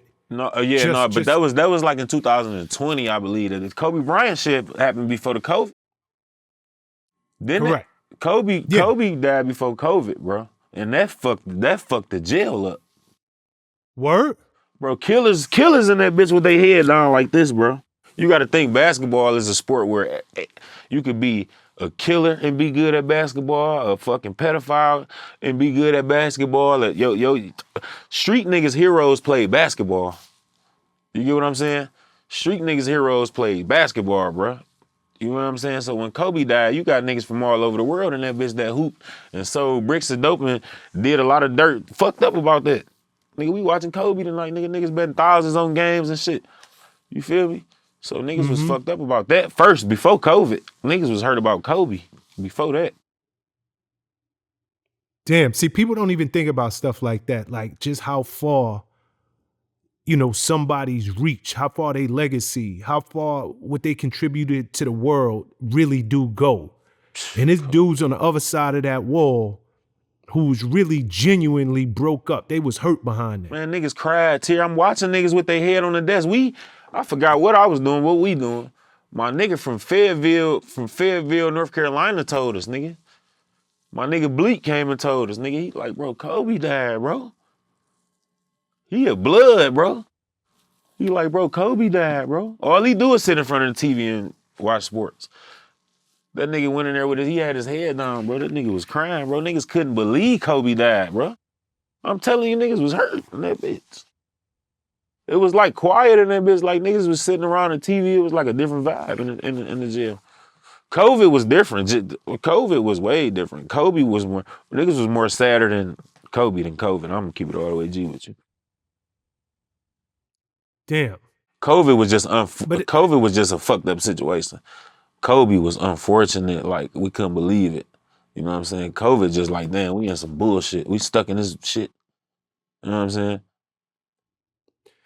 Yeah, but I think the whole world was. I'm talking about in the space where I was at. What hurt it worse where clear. I was at. Kobe hurt it worse than COVID in jail where I was at. I ain't talking about the rest of the world. Kobe hurt. No, I was just saying, just in general, I think the whole world really mourned for Kobe. Oh, for shit sure. For shit surely. Yeah. Hell yeah. Everybody did, bro. Everybody did. Cause if you even when you look back, bro, like some of the best niggas that ever did it. All right, Frank Lucas, I ain't saying he one of the best that ever did it, but niggas got hot at sports games. Like niggas get at front row fights with chinchilla furs on in the FBI. Like, who is that guy? They going to see Ali and they favorite boxers and they favorite basketball players. And you get what I'm saying? You gonna be hurt if you imagine spending $20,000 on a coat. You got your diamond shit on and all this shit, nigga. We going to see our favorite boxer or basketball player. We going to see front row. Then the next morning you wake up and like, he died in a plane crash with his daughter. Yeah. Niggas that just did a drill is sick about that, bro. You get what I'm saying? Niggas who just came from making $1 million is hurt. Everything is paused. And not to take away from nobody else that was in that plane crash, bro. Because it was more than Kobe in there. And that's another thing too. I think that's another sad thing, that he was so big that it take away from what everybody else go through about the other people that was on there. So true, man. You know what I'm saying? That is so true. So the fact that you even acknowledge that is so real. He was so big that motherfuckers they don't even mourn for the other victims. A lot of people died on the fucking pilot died too. Everybody, you know what I'm saying? Yeah. So niggas felt the way about just seeing that. Yeah. Yeah. Okay, then COVID. Now let's get into COVID. I mean, first and foremost, did you catch COVID when you Never caught COVID in that bitch. Thank God I didn't. But I did have a symptom once. But I ain't get it. I ain't get sick. I ain't go through the shit. I couldn't taste my food for about a day. A day. I shook about that bitch so fast. This was before they knew what COVID was though. Cause niggas was getting sick and they didn't know what it was. You feel what I'm saying? And then we in dorms, like we ain't in locked cages, so we in dorms and that shit is spreading, bro. It's spreading. Like one nigga get it, another nigga get it, then it's spreading. So when they finally put the name on it, COVID, we like, oh shit, Buddy had that shit the whole time. Buddy had it too. That's what them niggas was getting rushed to the hospital for and all that. You know what I'm saying?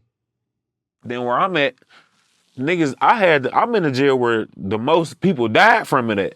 It popped off in my jail. You feel what I'm saying? Niggas was dying in my jail first from COVID. Niggas that I know, that I fuck with, bro. I go to the hole for a phone for 90 days, my nigga. Now, when you in the shoe, you got no contact to the other world unless somebody from in there come in to the hole. Man, niggas rolling in, they talking about, bro, you know AI died from COVID. I'm like, what? Hey, I died from COVID. Not Allen, but my man that's in jail. Yeah. My nigga who used to train me in jail, they talking about he died from COVID. My old head, from North Carolina down there died from COVID. He went to the hospital. He's sitting in the bed 6 days, don't even know he got COVID. He's sitting in the bed, can't move. He don't know what's going on, right? He don't want to go check himself in. His daughter tell my other mans from North Carolina, like, tell my daddy if he love me, please go check yourself into the hospital. Please, if he love me. I know he's stubborn. Just go check yourself in for me. He come do it, they pack him out. He down that bitch for about 3 months, my nigga. 3-4 months we don't see O. Come to find out, O down there died, my nigga. O in the hospital by himself. Every time he cough, he shit. O lost all his weight, bro. They didn't even let O make a phone call to call his wife. O say, bro, the scariest part about this shit is knowing you gonna die alone and ain't nothing you can do about it, bro. You feel what I'm saying? In prison, in jail, they didn't even let the man call his wife. He say, thank God a nurse felt sorry for me, my nigga, and let me call my wife. Thank God a nurse was in that motherfucker that felt sorry for my situation. Like, cause every time he coughed, he boo-boo. So he embarrassed as a man that he even going through this, bro. So when the nurse coming in, he crying like, what the fuck? Like, this ain't even me. You feel me? And she like, he like, I ain't talked to my wife. I'm dying in this bitch. I ain't talked to my kids. You feel what I'm saying? She like, you feel what I'm saying? So, damn near died. AI died from that shit. My trainer down there died from that shit, bro. Everybody lost their weight and couldn't walk and had strokes and shit. Then, nigga, man, that shit, man, niggas was dying in my jail, bro. In my jail, bro. I came, old white man, 2 of them died. You feel what I'm saying? So I had the most deaths in our jail before it even got popular. I don't even know if you remember, it went viral with the nigga who did the cell phone shit when he went in there, and that's how everybody seen it. That was in my jail. Yep. That was in my jail. Yeah. They put me in a hole with the nigga. They put me in a hole with him after he did that shit. He got everybody in jail that had a phone fucked up, dog, when he did that shit. Everybody in jail that had a cell phone, he got them fucked up after he did that. He got them fucked up, bro. They put so much pressure on the jail from the outside media and all that shit, man. He got everybody fucked up, dog. Everybody went to the hole. When I got down there and they put me in a hole with that nigga, bro, I checked the room for wires, bro. I swear to God. I say, bro, ain't no way they got me in here with this nigga, bro. Ain't no way, my nigga. What the fuck how did I get in here with you? You feel me? You done did this viral shit all over the world. I get caught with a cell phone. How I'm in here with you? I checked that bitch for wires, my nigga. I can't make this up. That boy got everybody in there, bitch, with a phone fucked up when he did that shit. Oh man, yeah, I remember that video. Everybody, cause that's the video that had everybody. Bro, that nigga talking. was getting so much mail in the hole, dude. This nigga getting mail from British news reporters and all type of shit, bro. This nigga was getting mail from, I don't want to leave, man. That nigga was getting so much fan mail, like, man, bro.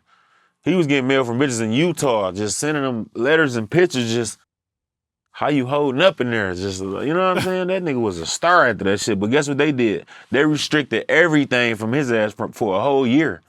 No commissary, no visits, no phone, no nothing, nigga. For a year, you won't talk to nobody. You gonna sit in a hole till they ship you to wherever you going. And even when you get there, your restrictions gonna count. They fucked that boy around for that shit. He took one for the team like a Panther, nigga. Because guess what? After he did that, they started letting niggas go. Niggas started getting out on COVID after he did that shit, man. That nigga took one for the team, and guess what he told me in the hole? That nigga say, bro, I knew what I was doing, P. He said, I knew the shit wasn't real. What I was doing, because he put a video like the celly he had, he made him look like he was dying, but he really wasn't. He was trying to spread the message. He like, bro, I knew what I was doing the whole time. What I fucked up at, I thought it was gonna work and get me out. But it didn't. Instead, it worked for everybody else. You know what I'm saying? Oh. Yeah. So that nigga took one for the team. He like, bro, nigga, the Panthers did it. Everybody else did it. Nigga, you got to be great. You got to take a sacrifice, even if it's going to cause you to take the fall. Real warrior shit. That's real talk, though. Yeah. Yeah, that's real talk. Okay, you do 18 months. You come home, do you remember the exact day? I came home in February February 10th. Yo, Peezy, I was about to stop this interview. You know the exact day that you went in. And I was like, yo, he don't know the day he came home? February 10th, 2021. Yeah. And I would have got out 18 before months that, done. but I had went to the hole and they took 42 days of my good time from me. And they took my whole halfway house date. So I had to sit in that bitch 4 extra months. I would have been got out. Okay. Do you remember when you got out, who came and picked you up? Yeah. My daddy was there. My stepmama was there. My mama was there. My son, Ghazi, and my manager at the time was there. And my girl was there to come get me at the time. Okay, everybody makes sense.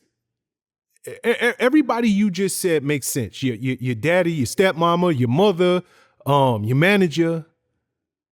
Ghazi don't live in the Midwest. Ghazi live on the West Coast.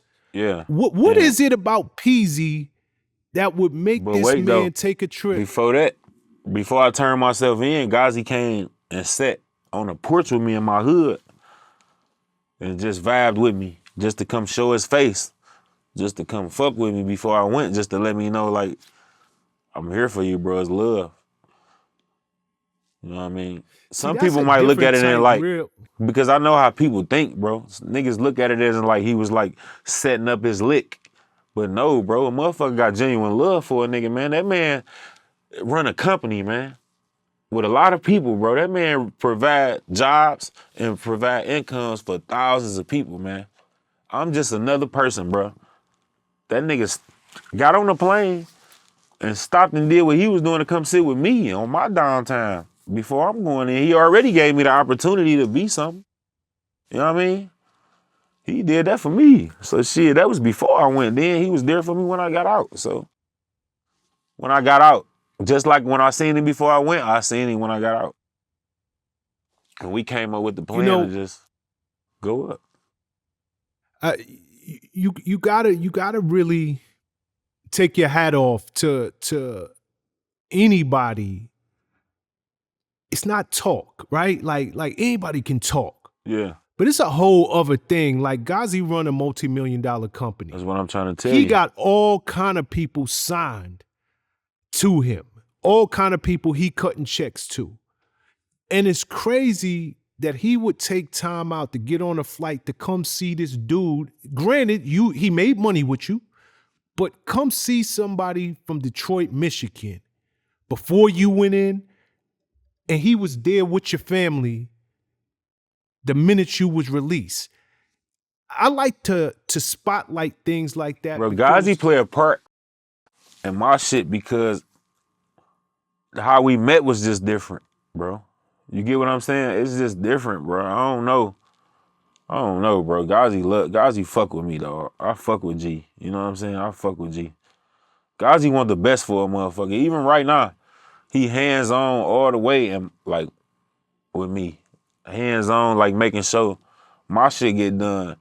I'm gonna look like whoever your favorite artist is when my shit drop because that's how much he fuck with me. That's how he believe my look should be. Like, nigga, you a superstar. You should be looking like one. You feel what I'm saying? That's dope.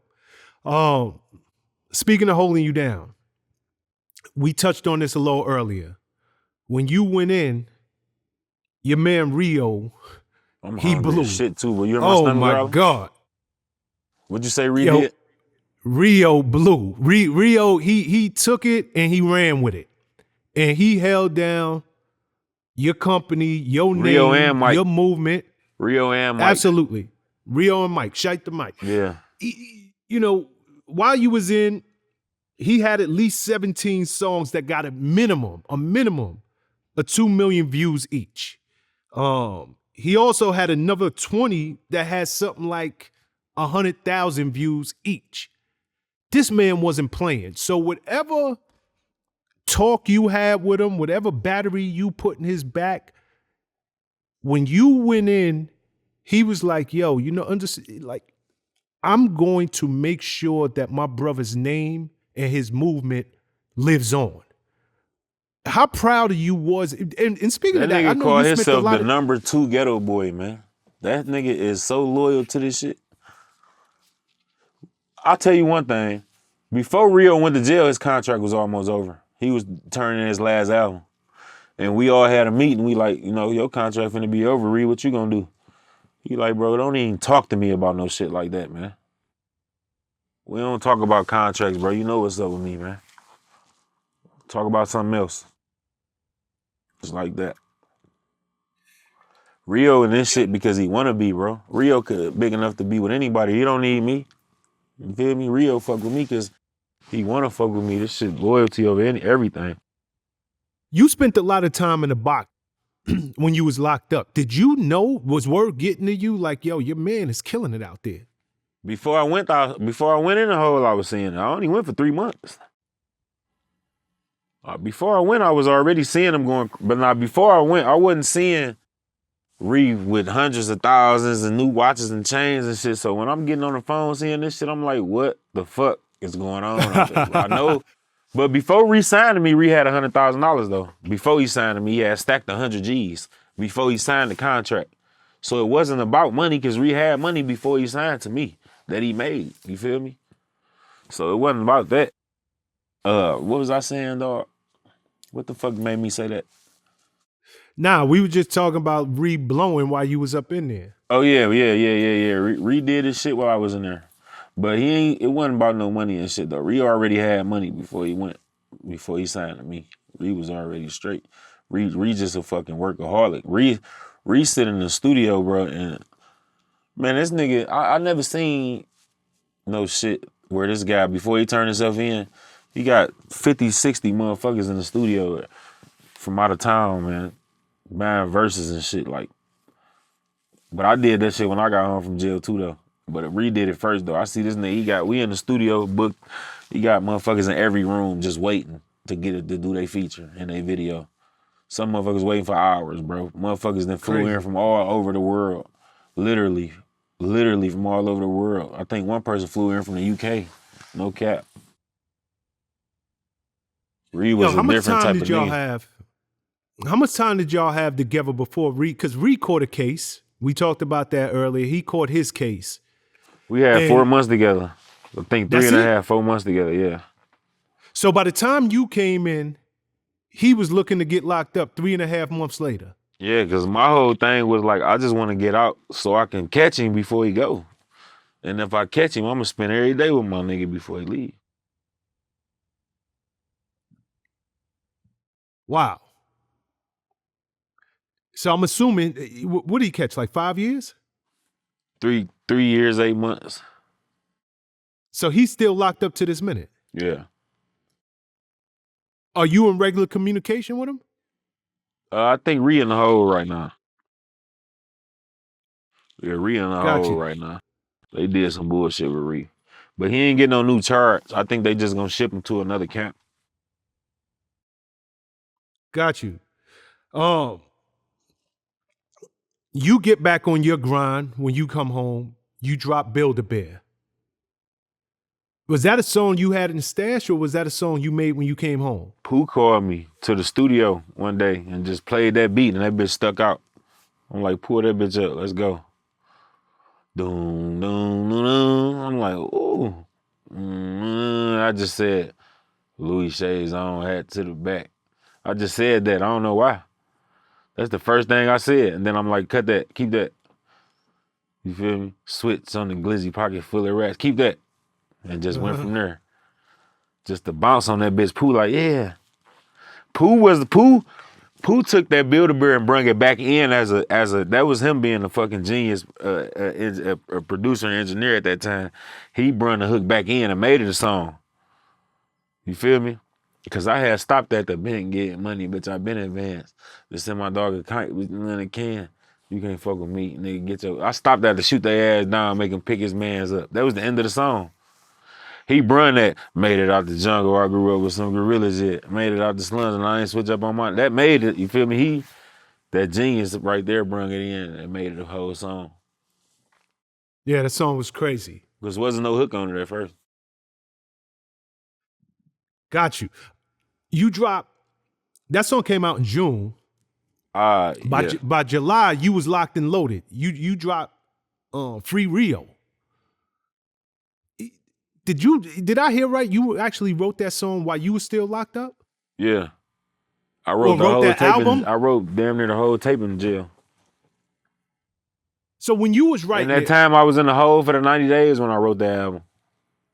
And you was writing it knowing my man is about to be locked. I'm just trying to get out. We already knew he was finna go to jail.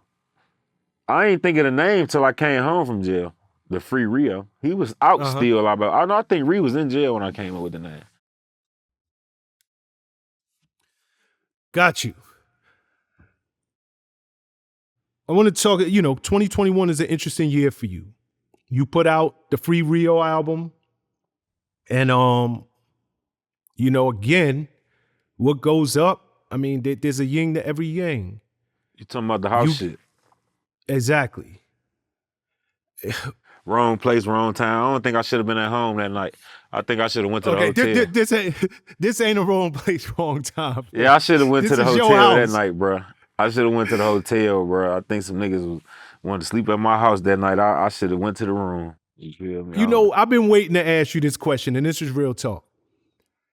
You're home and you're sleeping in your driveway? I was in the wrong place, bro. Like I say, I'm in the wrong place at the wrong time. I should have took my ass to the hotel, bro, and some bullshit happened. You know what I mean? Thank God I'm here. Thank God I'm talking to you about it. Wrong place, wrong time, shit. Shit that won't never happen again. That's all, bro. Let's talk about something else. Okay. Thank God, first and foremost, you safe, you good. You came out of that in one piece.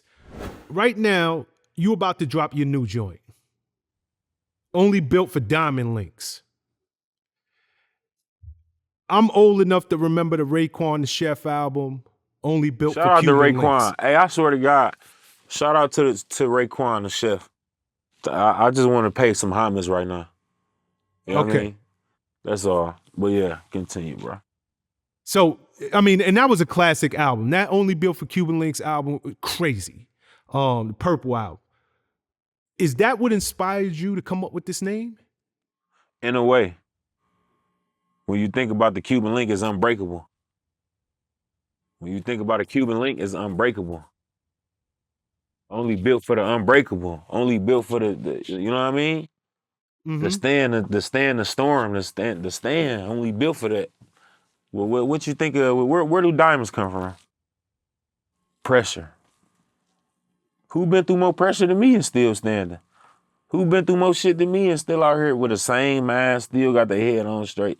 After being indicted twice, after being shot 4 times, after going through all this shit, losing everybody close to me, not having no friends, all my other partners in jail, indicted. I come from pressure, my nigga. I just linked back up with my parents not too long ago after going through our shit. You feel what I'm saying? I never went to the basketball game and my parents was there with waters and chips and sodas and shit. You know what I'm saying? Mm-hmm. I ain't never had that shit, bro. You know, I ain't never went to the prom and my daddy was putting the tie on me and was like, you know what I'm saying? Make sure you put a condom on tonight. Nobody ain't taught me how to put no rubber on or ride a bike, my nigga. You feel what I'm saying? Everything I know, I taught myself from life experience, bro. Nah, granted, I learned, my mama taught me how to be a man. Tough love, how to be out, how to get out here and not depend on no woman for shit. My mama taught me how to cook, clean, how to take care of myself early, she said, we ain't gonna live in no filth. We not gonna live in filth. You gonna have this bitch clean. And you know what I mean? Whatever she did was what she did. It was a different time then. Like I say, I grew up in the crack era, bro. You feel what I'm saying? I grew up in a different era, bro, so I don't fault my mama for going through her trials and tribulations at that time. I'm a junkie, my nigga. I was a junkie. What I say?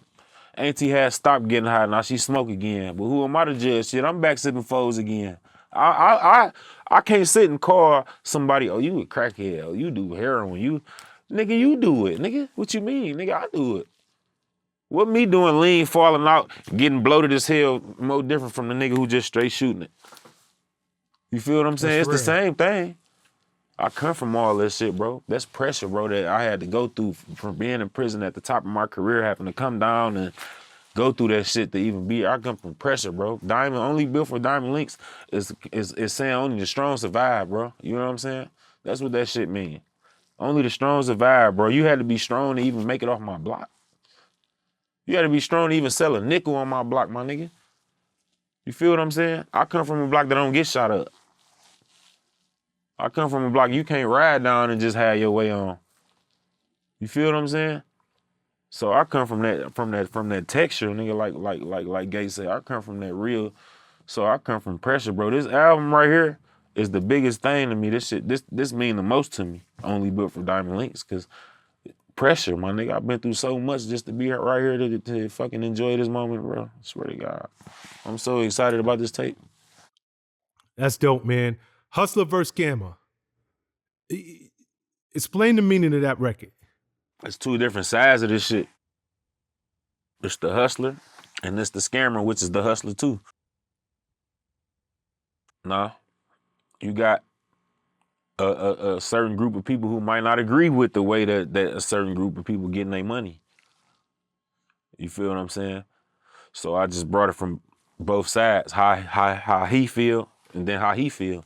The scammer feel like, why you doing all that, bro, when I'm getting this shit on the computer and doing all this shit. And the hustler feel like, bro, why you getting on that? Nigga, I had to be outside. I had to really, it's a different, he feel like, nigga, you don't get the respect I got. And he feel like, nigga, I don't need the respect you got, my nigga. You going to jail, y'all niggas dying, y'all getting shot, we getting slaps on the wrist. So it's two different worlds. And I brung them both to where it's like, bro, well, just think about it, bro. Well, if you try this, maybe you won't have to take the risk of doing that. You know what I'm saying? It's like, just try scamming. No, try selling dope. No, try scamming. No, try selling dope. It's like a hustler versus scammer.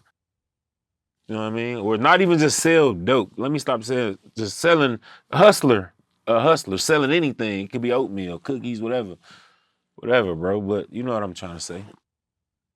Absolutely. What features you got on this album? None, just Mozzie and G Herb. That's it. My brothers. Just Mozzie and G Herbo. That's it. I've been knowing Mozzie since 2014. I the first nigga in Detroit ever listening to Mozzie. Mozzie come down here and linked up with me. He came to my man Mock's repass like a real nigga. First time I ever seen Mozzie in Detroit, he came and showed love in a time where I was going through something when my friend passed away. And he showed up to the repass. You feel me, man? Mozzie been like that. And Herb, I was fucking with, I did the song with him because I had posted a snippet on the gram and my nigga Mainski and Merch Money liked it. And I just was like, yo, ask Herb if he'd jump on this shit. The song banging like a motherfucker. You feel me? Herb just a real nigga, man. Kept his word. He was out of town with his girl, out the country. He said when he get back, he gonna have that shit done. And that's exactly what he did, bro. You know what I mean? Super real nigga. So I got them two on there. But only reason some of the guys ain't on the tape is because this tape, this my industry tape to show that I can stand my own. Like this my tape to show the world that I don't need no help. Even though the bros got my back regardless. The bros gonna jump on anything I need them to jump on. But this was personal for me. You feel what I'm saying? This tape was personal for me. This was me showing the world that I got this, then the bros gonna do them, and I got this shit. You feel me? This my tape. That's all it was. P, you know, it's been my pleasure sitting down with you. Honestly, you really came to this interview and gave us the real. I mean, part of it I expected. Another part, I mean, you was just doing you, being very, very true to who you are, both in your music and the way you live your life. And because of that, this is why so many millions of fans love you for just who you are. On behalf of myself and Vlad TV, I want to wish you the best on your new album, but the best in life. Continued blessings and success, my brother. Thank you, brother. I appreciate y'all. Even for the platform, just put me on y'all platform, bro. I'm a nigga that don't ask for shit, so anything somebody do for me, I over appreciate it, bro. So thank you and the rest of the team too, bro. Appreciate y'all. Absolutely. One love, brother.